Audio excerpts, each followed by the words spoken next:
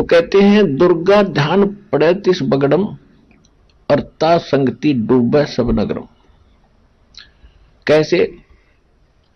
ये क्या करते हैं, बड़ी सुरीली आवाज का गायक लावेंगे और तबले तबले सारंगी सुरंगी बांध गए और खूब पूरा फंड करेंगे और सारी रात गावेंगे, अगले बोलो जय माता दी, पिछले बोलो जय माता दी, मैं नहीं सुनिया जय माता दी। एक समय पहले हमारी संगत स्टार्ट करी थी, थोड़े थोड़े भगत थे। हमारा एक भक्त है, वो अब यहां भी आता है सेवा में, आया हुआ शायद आदमी। हम उसके घर से आ रहे थे शाम के समय, शाम में उसने खाना बना लिया, मैं वहां चला गया, हम 2 जने थे। तो वहां से फिर मैं चल पड़ा, मैंने कहा ये क्या हो रहा सो यहाँ पर साथ में? कहने लगा यहाँ एक दुर्गा उसका जागरण हो रहा है माता का। और हम चल पड़े, उससे थोड़ी दूर आगे चल के ही किसी के घर में आंगन में उसके वो लगा रखी थी कनात सी, उसमें ऊपर का सीलिंग बांध रखी थी, टेंट सा वहां कर रहे थे। तो उसमें क्या कर रहा है, वो जागरण करने वाला एक व्यक्ति ला रखा, उसका अलग से एक टेंट में अलग सा उसका कमरा बना रखा सीलिंग तक, और वो सुना रहा उन्हें माता के गीत गात से गावे। और वहां मैं नहीं सुनिया नो करता करता वो अंदर चला गया अपने खोखे में, और वो गाँव गीत मैं नहीं सुनिया जय माता दी, तू नहीं सुनिया जय माता दी। तो हमने उसमें क्या देखा, एक सीलिंग के बीच के थोड़ी सी जगह थी, यो इधर किस लिए आ गया।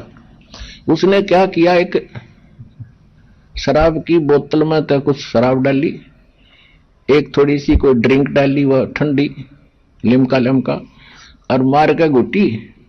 अनुगा मैं नहीं सुनिया मैं तन्ने कहां सुना था तो मैं अभी तेरे को तो सुनता ही नहीं, क्यों तू तो टिट्टी होगा, टन होगी खोपड़ी तेरी। मारे जोरू के अगले पिछले मैं नहीं सुनिया जय माता दी, मैं नहीं सुनिया, अगले बोलो पिछले बोलो। तो कहने का भाव यह है कि उनके उन सुरीली आवाज ने, उनकी तड़क भड़कने देख के तो आम आदमी प्रभावित हो जाता है। कितनी अच्छी बात बता रहे हैं, कितना अच्छा सुरीली आवाज से भगवान का गुण गा रहे हैं। तो कहते हैं वो सारे ही सारे वहां के लोग उससे प्रभावित हो जाते हैं। फिर कहते हैं अगली बार हम कराएंगे, अगली बार हम कराएंगे, अगली बार हम कराएंगे। यानी उस देखम देखा उस कुएं में उस भेड़ की तरह वो सारे गिर जाएंगे। इसलिए कहा कि दुर्गा ध्यान पड़े तिस बगरम ता संगति डूबे सब नगरम। सारा तो ऐसे देखा देखी हम अच्छे मार्ग पर लगते हैं, देखा देखी हम गलत मार्ग स्वीकार कर लेते हैं।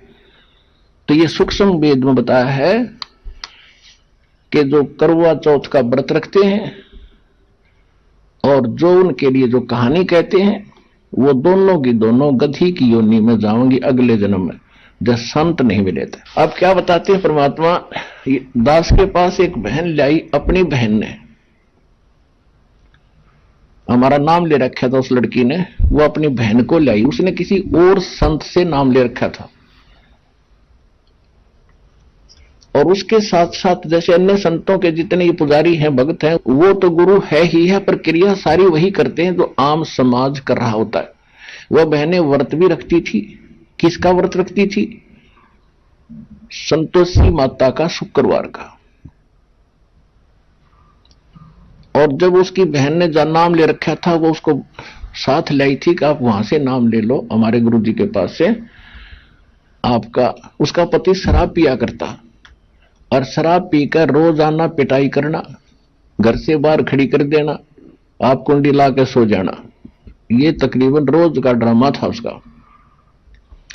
इस दुख से के निवारण के लिए वो बहन लेकर आई उसको वहां पर इस दास के पास। तो मैंने उसको बताया, बेटी नाम पहले थोड़ी संगत होती थी, उसको समझा कि दीक्षा से पहले ये नियम सुन ले, कोई व्रत उपवास नहीं करना, अन्य देव की पूजा नहीं करनी, सारी बताई। तो वो कहने लगी जी मैं तो शुक्रवार का व्रत रखती हूँ, उसका तो दापन करूंगी, फिर देखूंगी, मैं नहीं छोड़ सकती। और उसने अपना दुख बताई दिया था उसकी बहन ने कि इसका पति शराब पीता है, अरिया वहां से नाम ले रखी है और ऐसे ऐसे ये सब क्रिया भी करती है। तो मैंने कहा बहन पहले ये बता, आप शुक्रवार का व्रत किस लिए करते हो? कि घर में शांति हो। पहले तो आपने शुक्रवार के व्रत की कथा का पता नहीं। उसकी कथा कैसे है? एक बहन का पति किसी अपने रोजगार के लिए दूर देश गया था और वो काफी समय तक वापस नहीं लौटा, तो उस बहन को संतोषी माता दिखाई दी और उसने कहा कि बहन तू क्यों दुखी है बेटी, तू मेरे 16 शुक्रवार के व्रत कर, तेरा पति घर आ जाएगा। उसने 16 शुक्रवार के व्रत किए और 16वां शुक्रवार के दिन उसका पति उसके घर आ गया। उसको बड़ी खुशी हुई, फूली नहीं समाई। ये कथा इसकी। यानी 16 शुक्रवार के व्रत करने से ये बेनिफिट है कि किसी का पति किसी कारण से दूर चला गया हो, घर आने की सुध ना रही हो, तो घर आ जा, ये फल हुआ। और तेरा पति रोज आवर रोज कुटे तने तो भी व्रत राख रही फूटे वाग चले। तो तेने तो शुक्रवार का व्रत कदे नहीं रखना चाहिए कि 1-2 दिन ना हो तो बढ़िया। हाँ 2-4 दिन दे ही तो ना टूटे तेरी। तो पुण्यात्माओं, बगैर ज्ञान के हमारी ऐसे ब्रान माटी दुर्गति कर रखी नकली संतों ने। अपना आत्माओं, अब धर्मदास जी क्या कहते हैं कि महाराज जी आपकी सारी बातें ठीक सी तो नहीं लग रही मुझे, क्योंकि पहली बार मैं सुन रहा हूं। और फिर अपना जो पुराना रंग था वो फिर बताता है कि त्रिदेवन की महिमा अपारम, ये है सर्वलोक करतारम। सुन जिंदा क्यों बात बनावे, झूठी कहानी मोहे सुनावे। मैं ना मानू बात तुम्हारी, मैं सेवत हूं विष्णुनाथ मुरारी। शंकर गौरी गणेश पूजाऊं, इनकी सेवा सदा चितलाऊं। अब प्रश्न किया धर्मदास जी ने कि हे परमात्मा, हे गुरु जी, हे महाराज जी, आप कहते हो कि ब्रह्मा विष्णु महेश में कोई शक्ति नहीं, विष्णु जी में कोई पावर नहीं, भगवान श्री कृष्ण इज विष्णु। श्री कृष्ण जी विष्णु ही हैं। और वो राजा मोर ध्वज के घर गए थे और तामर ध्वज उसके पुत्र को आरे से चीर के वो डेड हो गया था और दोबारा से उसको वो 2 फाड़ कर दिया, दोबारा से उसका शरीर भी ठीक कर दिया, उसको जीवन दान दे दिया। भगवान मेरे गले में उतरती नहीं आपकी यह बात कि इनमें कोई शक्ति नहीं। परमात्मा ने कहा मैं ये नहीं कहता कि इनमें कोई शक्ति नहीं, आप जो भूल कर रहे हो मैं वो समझाना चाहता हूं। आप एक स्टेट के मंत्री को, प्रांत के मंत्री को आप प्रधानमंत्री कह रहे हो, मैं आपकी ये भूल मिटाना चाहता हूं। ये एक स्टेट में, एक ब्रह्मांड में, एक विभाग के मंत्री हैं और ये नहीं कहा जा सकता कि एक स्टेट के मंत्री में, प्रांत के मंत्री में कोई शक्ति नहीं, लेकिन जो प्रधानमंत्री में शक्ति है वह इसमें नहीं है। एक मोटी सी बात दास आपको समझा रहा है उनकी वार्ता के माध्यम से, जो भगवान ने उनको बताया। तो कैसे?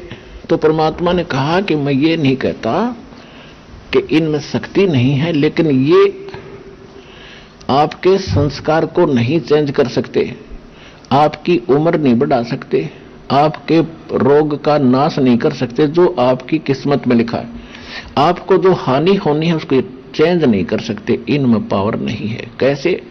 जैसे यही श्री कृष्ण जी, पांडवों और कौरवों का जो महाभारत युद्ध हुआ, अभिमन्यु सुभद्रा पुत्र, सुभद्रा श्री कृष्ण जी की बहन यानी श्री कृष्ण जी का सगा भांजा, और युद्ध में मारा गया चक्रव्यूह में। श्री कृष्ण रोए, सारे पांडवों का कुणबा रोए और सुभद्रा रोए। तो श्री कृष्ण जी ने क्यों ना जीवित किया हो अभिमन्यु?